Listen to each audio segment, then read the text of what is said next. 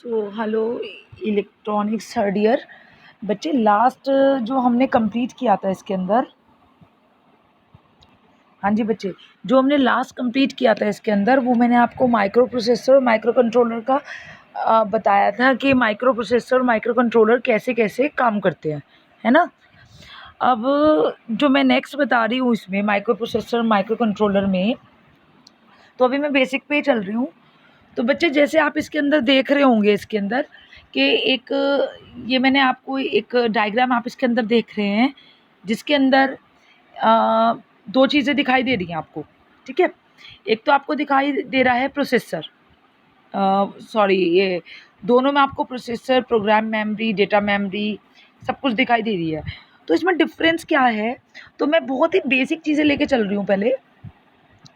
जैसे मैं अगर ये कहूँ कि माइक्रो प्रोसेसर और माइक्रो कंट्रोलर के और डिफरेंसेस तो आपको पता ही लग रहे हैं। सबसे बेसिक डिफरेंस क्या है इसमें, जो टेक्निकल एस्पेक्ट से अगर आप देखो तो जो आपका प्रोसेसर है, माइक्रो प्रोसेसर जो है वो वॉन न्यूमैन आर्किटेक्चर पे उसका जो आर्किटेक्चर है वो वॉन न्यूमैन आर्किटेक्चर है। हमारे दो आर्किटेक्चर होते हैं, एक होता है वॉन न्यूमैन आर्किटेक्चर टेक्नोलॉजी और एक है आपकी हार्वर्ड आर्किटेक्चर टेक्नोलॉजी।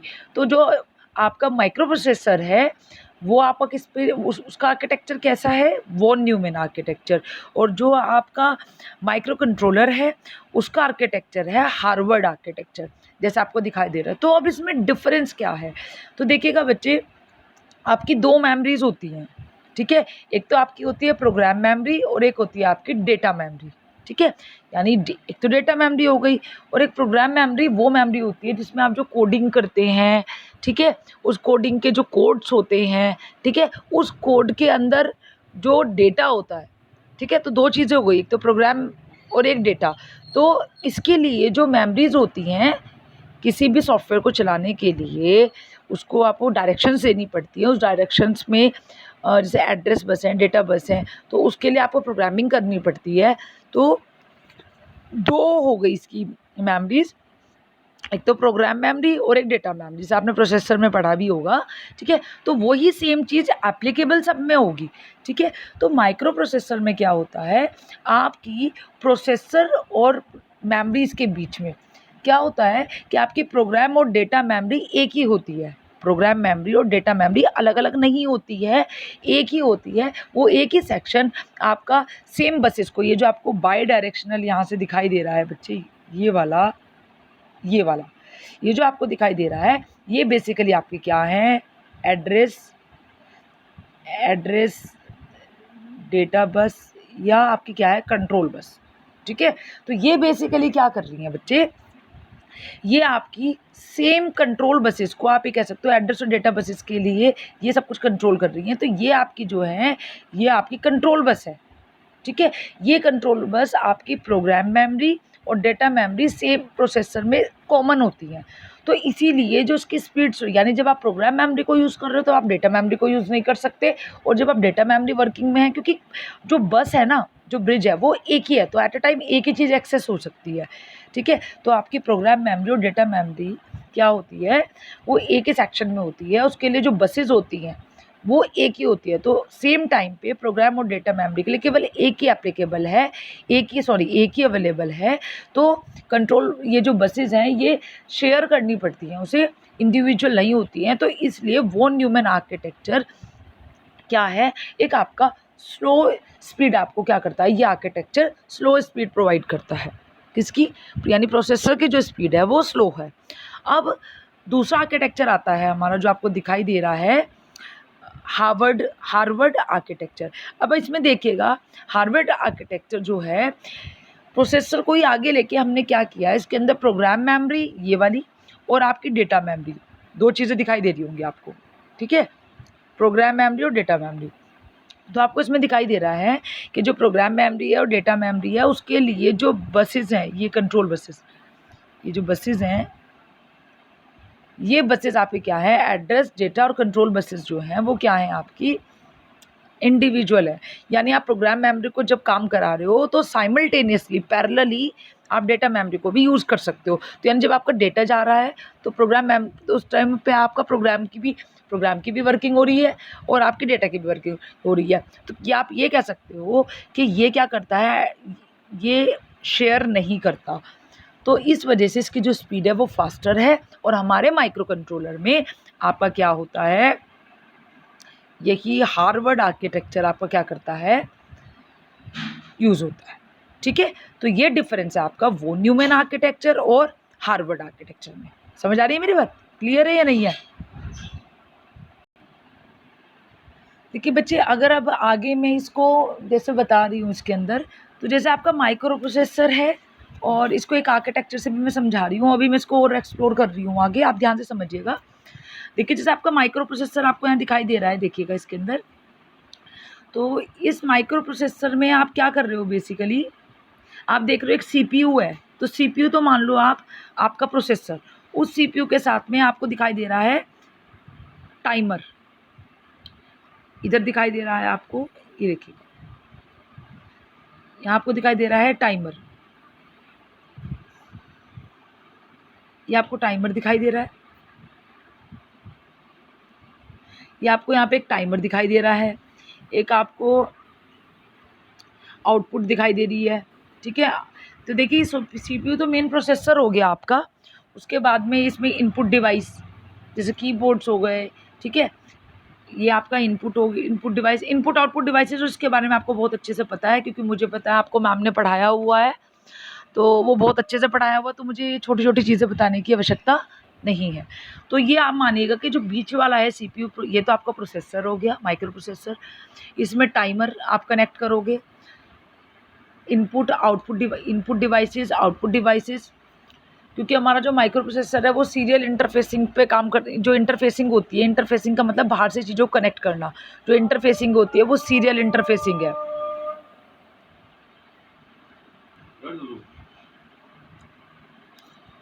ये आपका इनपुट डिवाइस या output device, memories, timers, serial interface. समझ आ रही है मेरी सारी बातें? तो ये आपका क्या है, माइक्रो प्रोसेसर है। ये मैं क्यों बता रही हूँ भी आप सुनिएगा। इसी तरह अगर मैं नेक्स्ट में चलूँ इसके, तो ये है हमारा माइक्रो कंट्रोलर। इसके अंदर आप देख रहे हो कि एक सिंगल ब्लॉक है, इसके अंदर आपका सिंगल ब्लॉक नहीं था। ठीक है, और इसे आपने एक सिंगल में एक ही एनकैप्सूल किया है, एक ही ब्लॉक के अंदर। तो देखिएगा सीपीयू है, उसी के साथ में RAM, ROM, input output, serial interface, timer, EEPROM. ठीक है, electrical erasable programmable read only memory. ठीक है, तो आपको पता है। ठीक है, रैम रोम। तो आप ये देखिएगा कि इसको डिफरेंस क्या है, डिफरेंस बच्चे ये है, इसे तो यानी माइक्रो प्रोसेसर में आपको प्रोसेसर एक आपका एक पार्ट हो गया, उसको आपको वर्किंग कराने के लिए आपको बाहर से सारे पेरिफेरल्स कह सकते हो आप, सारी पेरिफेरल्स को बाहर से कनेक्ट करना होता है, चाहे वो सीपीयू, चाहे तो वो टाइमर है, चाहे वो इनपुट आउटपुट है, चाहे वो रैम है, रोम है, कुछ भी है। ठीक है, लेकिन जो आपका माइक्रो कंट्रोलर है वो एक सिंगल चिप के अंदर ही सब कुछ सीपीयू के साथ कनेक्टेड है। यानी माइक्रो कंट्रोलर में आपको ना कोई रैम कनेक्ट करने की ज़रूरत है, ना कोई रोम, ये सब कुछ आपको एक सिंगल चिप में मिलता है। मतलब जो काम आपको माइक्रो प्रोसेसर में बाहर से कनेक्ट करना पड़ रहा था उसको कंप्लीट कराने के लिए, लेकिन माइक्रो कंट्रोलर एक परफेक्ट एक चिप के अंदर आता है। इसने आपको कनेक्ट किया आपने और वो उसने काम करना शुरू कर दिया, आपको उसको अलग से पेरिफेरल डिवाइसेस कनेक्ट करने की ज़रूरत नहीं पड़ती। ठीक है, समझ आ रही मेरी बात? अब देखते हैं हम ज़रा नहीं बच्चे, अब आप ज़रा ये देखिएगा। देखिए जैसे मैंने भी आपको उससे 2 मिनट पहले बताया, जैसे पीछे मैंने एक डायग्राम आपको बताया, तो मैं और थोड़ा क्लियर समझाऊँ इसको। ये आपको दिखाई दे रहा है एक सीपीयू है, सीपीयू के केवल एक सीपीयू, उस सीपीयू के साथ आपने data memory, program memory, timer, आपने इनपुट आउटपुट डिवाइस, ये सब कुछ कनेक्ट किया। और ये तो हो गया माइक्रो प्रोसेसर के लिए। और जो माइक्रो कंट्रोलर है, जो माइक्रो कंट्रोलर आप देख रहे हैं, इस माइक्रो कंट्रोलर में आपने सीपीयू के साथ में data memory, program memory, timer, input output, ये सब चीज़ों को कनेक्ट किया है। तो आप ये कह सकते हो कि माइक्रो कंट्रोलर में आपको कुछ बाहर से कुछ भी कनेक्ट करने की ज़रूरत नहीं पड़ती। ठीक है, अभी मैं और चीज़ इसमें बता रही हूँ, ये देखिएगा। अब आपको अब जैसे आप कोरिलेट करिए अपने प्रोसेसर से, तो देखिएगा आपका सीपीयू एक प्रोसेसर है, सेंट्रल प्रोसेसिंग यूनिट। ठीक है, अब आप उसके अंदर देखिएगा आपकी address bus, data bus, control bus. तो ये आपको जो दिखाई दे रही हैं रेड कलर की, ये आपकी एड्रेस बस है। आप जो ग्रीन वाली देख रहे हो ये आपकी डेटा बस हो गई, और जो आपको नीचे ब्लैक कलर की दिखाई दे रही है ये आपकी कंट्रोल बस है। एक ये मैंने सर्किल सा बनाया हुआ है इसके अंदर, आप देखो तो अब आप इसके अंदर देख रहे हो सारे ये जो हैं ये सब आपके सीपीयू के साथ क्या हो रही हैं, शेयर हो रही हैं, ठीक है। अब आप ये देखिएगा इसके अंदर कि अगर मैं इसी के बिहाफ पे एड्रेस वो सॉरी माइक्रो कंट्रोलर और माइक्रो प्रोसेसर को समझाना चाहूँ तो मैं ऐसे समझा सकती हूँ कि जो ये सीपीयू है ये एक प्रोसेसर है और इसके साथ में मिलके डिवाइसेस आप कनेक्ट कर रहे हो। तो अगर मैं इसके अंदर बताऊं कि अगर ये सब एक ही चिप के अंदर आ जाए, ये जो सारे हैं data program memory peripherals input output और सीपीयू, अगर ये पूरा एक ही चिप के अंदर आ जाए तो ये क्या बन जाएगा, ये बन जाएगा आपका माइक्रो कंट्रोलर, ठीक है। तो डिफरेंस क्या है कि आपका प्रोसेसर और कंट्रोलर, प्रोसेसर में आपको सब चीज़ें बाहर से कनेक्ट करनी पड़ रही है, माइक्रो कंट्रोलर में आपको सब चीज़ें इनबिल्ट एक ही चिप के मिल रही है, एक सिंगल चिप के अंदर, ठीक है। जिसमें और जो किस पे है, हार्वर्ड आर्किटेक्चर के ऊपर डिपेंडेड है आपका माइक्रो कंट्रोलर, जिसमें प्रोग्राम मेमोरी डेटा मेमोरी में अलग अलग होती हैं, उनके लिए कंट्रोल बस भी अलग अलग होती हैं, इसलिए इसकी स्पीड क्या होती है, फास्ट होती है, ठीक है बच्चे। नेक्स्ट चलते हैं ज़रा। आप ज़रा ये देख रहे होंगे मैंने यहाँ पे लिखा है माइक्रो प्रोसेसर के आगे डेटा इंटेंसिव, तो इसका क्या मतलब है, इसका मतलब ये है बच्चे जैसे हमारे एटीएम होते हैं, एटीएम में आप पैसा निकालते हैं, ठीक है। इससे पहले मैं एक चीज़ थोड़ी सी इंटरप्ट करूँगी कि जैसे आपका ऐसा नहीं है कि माइक्रो प्रोसेसर बेकार है और माइक्रो कंट्रोलर बहुत अच्छा है, माइक्रो प्रोसेसर की एम्बेडेड प्रोसेसर में माइक्रो प्रोसेसर भी यूज़ करते हैं, डिपेंड करता है कि हमारा एप्लीकेशन कैसा है, ठीक है। जैसे मैं घर के इसकी बात करूं, जैसे आपका कार डोर ओपनर हो गया, ठीक है, आपका वॉशिंग मशीन्स हो गई, आपका माइक्रोवेव ओवन्स वगैरह हो गया, तो वहाँ पे हम जो यूज़ करते हैं माइक्रो कंट्रोलर ही यूज़ करते हैं, क्योंकि माइक्रो कंट्रोलर का क्या काम है, माइक्रो कंट्रोलर जब डिज़ाइन होता है वो केवल एक स्पेसिफिक वर्क के लिए ही क्या होता है, डिज़ाइंड होता है, वो मल्टीपल काम नहीं कर सकता। अगर आपने कहा कि मैं प्रिंटर है हमारा, तो वो केवल एक ही काम कर रहा है प्रिंटिंग का ही, तो वो क्या है आपका dedicated to execute only single work, single task, ठीक है। आ रही मेरी बात समझ। लेकिन अगर बच्चे मैं इसी में आगे ये बोलूँ आपको कि जैसे मैं एटीएम मशीन की बात करूँ, अगर हम एटीएम मशीन को, क्योंकि एटीएम एक लाइव एग्जांपल है, ठीक है, जैसे हम पैसे निकालते हैं, तो वो जो एटीएम है आपका बच्चे, वो एटीएम में हम माइक्रो कंट्रोलर यूज़ नहीं करते। क्यों नहीं करते? क्योंकि वहाँ पे वो जो टास्क है ना, वो डेटा इंटेंसिव टास्क है, डेटा इंटेंसिव टास्क है, यानी डेटा इंटीग्रिटी वहाँ पे सबसे ज़्यादा अहमियत, क्योंकि जैसे आपने सपोज पैसे निकाले, पैसे प्रोसेस करने के कितना अमाउंट कस्टमर ने उसके अंदर एंटर किया, फिर उन नोट्स को चेक करना, नोट चेक करने के बाद उसे प्रोसेस कराना, प्रोसेस करने के बाद उसे कलेक्ट करवाना, कि मतलब टाइमिंग होती है ना कि इतने टाइम के बाद पैसा वापस चला जाता है उसके अंदर, तो इतने पैसा कलेक्ट कराना, ठीक है। तो उसके अंदर आपका जो वो डेटा, वो जो आपका टास्क है प्रोसेसर का, वो सारा डेटा इंटेंसिव टास्क है, ठीक है। तो वहाँ पे डाटा कलेक्ट करना, नोट कैलकुलेट करना, ठीक है, कितने के नोट हैं, क्या है, वो सब कैलकुलेट करके डेटा वो जो डेटा है वो कस्टमर को पहुँचाना। तो वहाँ जो टास्क है वो डेटा इंटेंसिव टास्क है। माइक्रो कंट्रोलर जो है वो आपको डेटा इंटेंसिव टास्क को परफॉर्म नहीं कर सकता, वहाँ हमें माइक्रो प्रोसेसर को ही यूज़ करना पड़ता है। समझ आ गई मेरी बात। लेकिन हमारे जैसे मोबाइल फ़ोन्स वगैरह हैं, वहाँ पे क्या होता है, वहाँ पे हमारा माइक्रो कंट्रोलर ही यूज़ होता है, वहाँ पे हमारा माइक्रो कंट्रोलर ही यूज़ होता है, क्योंकि माइक्रो कंट्रोलर में ऐसी ऐसी टेक्नोलॉजीज़ आपकी, बहुत अच्छी अच्छी टेक्नोलॉजीज़ हैं आपकी, ठीक है। तो कुछ जहाँ पे हम माइक्रो प्रोसेसर को यूज़ कर रहे हैं वहाँ माइक्रो कंट्रोलर को यूज़ नहीं कर सकते, क्योंकि माइक्रो प्रोसेसर की अपनी एक अलग खासियत है और माइक्रो कंट्रोलर की अपनी एक अलग खूबियाँ हैं। समझ आ रही है मेरी बात। अब हम ज़रा इसमें नेक्स्ट चलते हैं बच्चों। ये मैं आपको ऑलरेडी वॉन न्यूमन, अगर एक बार इस तरह से भी देखना चाहो, वैसे मैं बता चुकी हूँ आपको, von Neumann versus Harvard architecture, ठीक है। अब जरा हम इसके डिफरेंसेस पे चलते हैं बच्चे। ये देखिएगा, मैं आपको जरा थोड़ा थोड़ा समझा देती हूँ इसमें। अब देखिएगा माइक्रो प्रोसेसर और माइक्रो कंट्रोलर के डिफरेंसेस को समझते हैं। माइक्रो प्रोसेसर किसी भी कंप्यूटर सिस्टम का एक हार्ट होता है, मतलब कंप्यूटर की अगर मैं बात करूँ तो उसमें माइक्रो प्रोसेसर ही लगा हुआ। लेकिन जो माइक्रो कंट्रोलर है वो एम्बेडेड सिस्टम का बेसिकली पार्ट है। एम्बेडेड सिस्टम मैंने अभी आपको बताया, जो basically can perform only a single task only, वो मल्टीपल काम नहीं कर सकता, ठीक है। अब माइक्रो प्रोसेसर जो है केवल उसे वो क्या है, कंप्यूटर का एक पार्ट है खाली, यानी उसे आप एक पूरा कंप्यूटर नहीं कह सकते, ठीक है। लेकिन जो आपका माइक्रो कंट्रोलर है, जैसे मैंने कहा it is only a processor, मतलब माइक्रो प्रोसेसर केवल एक प्रोसेसर है, आप उसे कंप्यूटर नहीं कह सकते। सो मेमोरी इसे ऐसे समझ सकते हैं आप कि जैसे मैंने कहा कि हम जो है, हमारे दिल में जो हार्ट है वो एक प्रोसेसर की तरह है, ठीक है। अगर और बाकी चीज़ें और मैं कह रही हूँ एक बॉडी, दिमाग, ठीक है। तो दो अलग अलग चीज़ें हो गई, ठीक है। तो इसे हम इस तरीके से समझेंगे कि प्रोसेसर जो है वो आपका क्या है, केवल एक प्रोसेसर है, उसे कंप्यूटर का हम ये नहीं कह सकते वो एक कंप्यूटर है। लेकिन माइक्रो कंट्रोलर को, क्योंकि माइक्रो कंट्रोलर में क्या होता है, आपका प्रोसेसर भी उसी चिप के अंदर होता है, उसमें मेमोरी वैमरी सब कुछ है, तो आप उसको एक माइक्रो कंप्यूटर कह सकते हो, ठीक है। ठीक है।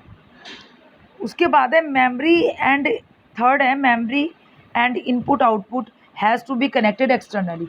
हम क्या करते हैं, माइक्रो प्रोसेसर में आपकी सब चीज़ें बाहर से कनेक्टेड होती हैं, तो बाहर से कनेक्टेड होने की वजह से कि सब चीज़ें बाहर से कनेक्टेड एक्सटर्नली होती हैं, तो सर्किट बहुत ज़्यादा बल्कि हो जाता है, बड़ा हो जाता है, और उसकी कॉस्ट भी बहुत ज़्यादा हो जाती है और बहुत ज़्यादा कॉम्पैक्ट जटिल हो जाता है, ठीक है। लेकिन उसी जगह अगर मैं आपके माइक्रो कंट्रोलर की बात करूँ, तो माइक्रो कंट्रोलर में सभी मेमोरी वैमरी इनपुट आउटपुट सब कुछ उसी सर्किट के अंदर, स्मॉल सर्किट के अंदर अवेलेबल होती है। तो उसमें क्या है कि वो उसका जो साइज़ है वो छोटा होता है, ठीक है। उसके बाद है, यानी इसकी कॉस्ट भी कम होगी, इसका साइज़ भी छोटा हो गया, ठीक है। उसके बाद में कॉस्ट जो है माइक्रो प्रोसेसर की ऑब्वियसली ज़्यादा रहेगी, और जो आपके माइक्रो कंट्रोलर है उसकी जो कॉस्ट रहेगी वो कम रहेगी। अब क्योंकि आपके माइक्रो प्रोसेसर में सारी चीज़ें मेमोरी, पेरिफेरल डिवाइसेस, टाइमर सब कुछ बाहर से कनेक्टेड हो रहा है, तो उसको रन कराने के लिए हमें एक्स्ट्रा पावर की ज़रूरत होती है, क्योंकि एक तो इंसान अपने दिमाग से सारा काम कर रहा है और एक इंसान बाहर के लोगों से भी बात कर रहा है, तो उसको समझाने के लिए हमें एनर्जी ज़्यादा वेस्ट करनी पड़ती है। एक काम में केवल एक आदमी इन्वॉल्व है और एक काम में 4 लोग इन्वॉल्व हैं, जो जिनसे आपको कम्युनिकेशन करना पड़ेगा, बातचीत करनी पड़ेगी, तो आपको पावर की ज़्यादा ज़रूरत पड़ेगी। तो वही सेम काम आपके माइक्रो प्रोसेसर में है, इसलिए माइक्रो प्रोसेसर में टोटल पावर कंजप्शन ज़्यादा है, जबकि हमारे माइक्रो कंट्रोलर में पावर कंजप्शन आपका कम है, ठीक है। नोट साथ साथ बनाते रहना या समझते रहना जैसा भी, ताकि ये साथ साथ, क्योंकि बेसिक समझ आ गया तो समझ लो सब कुछ समझ आ गया आपको। नेक्स्ट चलते हैं। उसके बाद है, जैसे मैंने बताया पावर कंजप्शन ज़्यादा है, इसी का थोड़ा सा बचा हुआ पोर्शन है, total power consumption is high. इसीलिए जैसे हम इसके अंदर बैटरीज में इसका यूज़, तो इसके अंदर क्या करते हैं कि देयरफॉर, क्योंकि पावर कंजप्शन हाई है, इसलिए therefore it is not ideal for the device running on stored power like batteries. यानी इसके पावर कंजप्शन बहुत ज़्यादा है माइक्रो प्रोसेसर की, इसीलिए इसको हम वहाँ यूज़ नहीं कर सकते जैसे जहाँ पे हमें जहाँ पे बैटरीज़ को यूज़ करके क्या हो रहा हो, काम उस सिस्टम में काम हो रहा हो, क्योंकि जो बैटरीज़ है उसकी पावर इतनी ज़्यादा नहीं होती है, ठीक है, बैटरी जो। लेकिन जो माइक्रो कंट्रोलर है उसकी जो पावर कंजप्शन है कम है, तो इसलिए यहाँ पे जहाँ पे हम डिवाइस, वहाँ वो उन डिवाइसेस को भी रन कर, इसको माइक्रो कंट्रोलर को वहाँ भी यूज़ कर सकते हैं जो बैटरी पे रन कर रही है। इसका पावर सेविंग फीचर्स इसके अंदर नहीं है, जबकि माइक्रो कंट्रोलर में पावर सेविंग मोड होता है। इसे हम प्रोसेसर को हम पर्सनल कंप्यूटर में भी यूज़ करते हैं, जबकि हम अपने माइक्रो कंट्रोलर को washing machine, MP3 players, embedded system आदि में यूज़ करते हैं, ठीक है। माइक्रो प्रोसेसर में छोटे छोटे रजिस्टर्स होते हैं जहाँ पे आपके चीज़ें स्टोर रहती हैं, तो इसमें सारे ऑपरेशन मेमोरी बेस होते हैं। लेकिन माइक्रो कंट्रोलर में नंबर ऑफ़ रजिस्टर बहुत ज़्यादा होते हैं, और यहाँ पे जो प्रोग्राम्स हैं, जो जो प्रोग्राम्स हैं वो आप इजीली राइट कर सकते हो, लेकिन इसके अंदर माइक्रो प्रोसेसर में नहीं कर सकते। ठीक है, क्योंकि मेमोरी बहुत कम होती है। ये न्यूमैन मॉडल पे न्यूमैन आर्किटेक्चर पे डिपेंडेड है। वो न्यूमैन आर्किटेक्चर पे प्रोसेसर और कंट्रोलर आपका हार्वर्ड पे है। उसके बाद ये सिलिकॉन देख ही रहे हो कि ये एक सेंट्रल प्रोसेसिंग यूनिट है जिसकी एक सिंगल चिप प्रोसेसर की अलग से होती है और बाकी डिवाइसेस के लिए आपको अलग से चिप लेनी पड़ती है। लेकिन माइक्रो कंट्रोलर में आपकी पूरी एक सिंगल ही चिप होती है। माइक्रो प्रोसेसर में अपनी कोई रैम रोम इनपुट आउटपुट कुछ नहीं होता है, लेकिन सीपीयू में आपका रैम रोम पेरिफेरल से सब कुछ होता है। ठीक है, माइक्रो प्रोसेसर में एक्सटर्नल बसेस होती हैं, माइक्रो प्रोसेसर में हमें रैम रोम पेरिफेरल डिवाइसेस सब बाहर से करनी पड़ती है। लेकिन इसके अंदर क्या होता है, इसकी प्रोसेसर में आपकी इंटरनल कंट्रोलिंग बस होती है। Micro processor based system can run at a very high speed, क्योंकि इसमें टेक्नोलॉजी इन्वॉल्व होती है।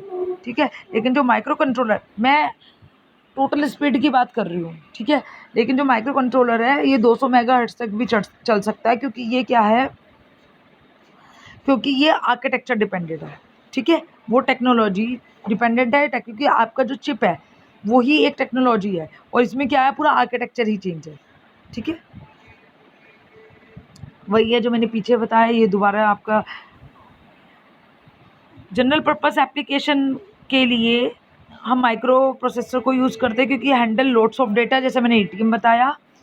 और ये क्या होता है, ये एप्लीकेशन स्पेसिफिक सिस्टम होता है, मतलब एक ही काम को कर सकता है। ठीक है, ये कॉम्प्लेक्स है, महंगा है, large number of instructions processor है। लेकिन जो आपका माइक्रो कंट्रोलर है उसमें सिंपल होता है, ये एक्सपेंसिव बिल्कुल नहीं है, और इंस्ट्रक्शंस भी क्या होती है, नंबर ऑफ बहुत कम हो, इसलिए हम इसको रिस्क प्रोसेसर बोलते हैं, रिड्यूस इंस्ट्रक्शन सेट। और ये जो होता है माइक्रो प्रोसेसर, ये आपका कॉम्प्लेक्स इंस्ट्रक्शन सेट। ठीक है, कंप्यूटिंग। अभी एप्लीकेशन क्या है माइक्रो प्रोसेसर के, कैलकुलेटर में यूज़ होता है, अकाउंटिंग सिस्टम में, गेम्स मशीन में, कॉम्प्लेक्स इंडस्ट्रियल कंट्रोलर में, ट्रैफिक लाइट में, कंट्रोल डेटा में, मिलिट्री एप्लीकेशन में, डिफेंस में, कंप्यूटेशन सिस्टम में। ठीक है बच्चे, ये आ सकता है। अभी धीरे धीरे मैं बेसिक आपका ऑलमोस्ट ख़त्म ही हो गया इसमें। ठीक है, माइक्रो कंट्रोलर जो है आपका मोबाइल फ़ोन्स में, सीडी डीवीडी प्लेयर्स में, वॉशिंग मशीन्स में, कैमराज में, सिक्योरिटी अलार्म्स में, कीबोर्ड कंट्रोलर्स में, माइक्रोवेव ओवन में, वॉचेस में, MP3 प्लेयर। ठीक है बच्चे, तो थैंक यू वेरी मच, आप इसको पढ़ लें। और थोड़ा सा ये बता रही हूँ कि ब्रदर की जो शादी है मेरे, वो है, तो इसीलिए थोड़ा सा मैं लाइव क्लास नहीं ले पा रही हूँ। ठीक है, 2-3 दिन में वाइंड अप हो जाएगा, तो मोस्ट प्रोबेबली 1 मई से it will be perfectly, the classes will be going on. ठीक है बच्चा, थैंक यू वेरी मच।